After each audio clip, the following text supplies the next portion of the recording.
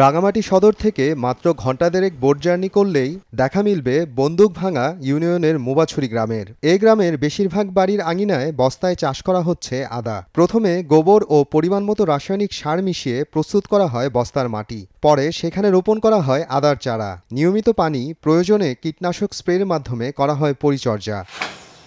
আগে প্রচলিত নিয়মে পাহাড়ের ঢালে করা হতো আদা চাষ, যেখানে ব্যবহার করতে হতো বাড়তি সার ও কীটনাশক। এছাড়া পাহাড়ি এলাকায় দেয়া যেত না সেচ, ফলে বেড়ে যেত উৎপাদন খরচ, পাওয়া যেত না কাঙ্ক্ষিত ফলন।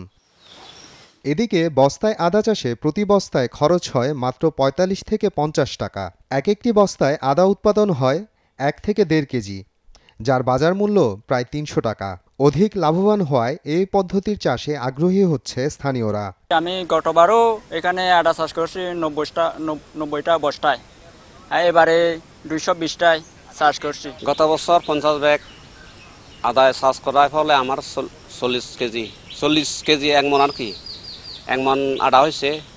ওগুলো বাজারে বিক্রি করে প্রায় ২০০ টাকা করে বিক্রি করলাম, ৮০০০ টাকা পাইলাম। সার দিলে গোদামা দিয়া না সেই যায় এটা বেকান ইয়ত থেব হুরে বইটাও নথায়।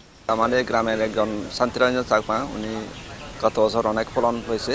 তারপর ওনার থেকে দেখে আমরা উদ্বুদ্ধ হয়ে আমরা সামনে করার চেষ্টা করব। বস্তা পদ্ধতিতে আদা চাষ সম্প্রসারণের লক্ষ্যে কৃষক পর্যায়ে সকল প্রকার সহায়তা দেওয়ার আশ্বাস কৃষি বিভাগের। বীজ, সার এবং কীটনাশক সবগুলোই আমরা দিয়ে থাকি এবং আমাদের ইয়েগুলা বস্তায় যেগুলা বসানো হয় এই প্রযুক্তিগুলো সবগুলো আমরা কৃষককে নির্দেশনা এবং প্রশিক্ষণ দিয়ে থাকি। মাটিতে চাষ করতে গেলে বিভিন্ন ধরনের মাটিবাহিত রোগ জীবাণু অ্যাটাক করে বা মাটিতে পানি জমে থাকে। বস্তায় চাষ করলে এই ধরনের রোগ জীবাণুগুলো খুব কম আসে এবং বস্তায় পানিটাও জমে থাকে না। নিচ দিয়ে আমরা ছিদ্র করে দিতে বলি, যদি বৃষ্টিপাত হয় অতিরিক্ত পানিটা চলে যায়, এই জন্য স্যাঁতস্যাঁতে অবস্থাতেও থাকে না। এই কারণে বস্তায় আদা চাষটা পাহাড়ে খুবই ভালো হচ্ছে এবং কৃষক সুন্দরভাবে গ্রহণ করছে। উপজেলা কৃষি অফিসের তথ্য মতে এই গ্রামের ১৫০-র বেশি কৃষক নিজ বাড়ির আঙিনায় চাষ করছেন ৩৬,০০০ বস্তা আদা।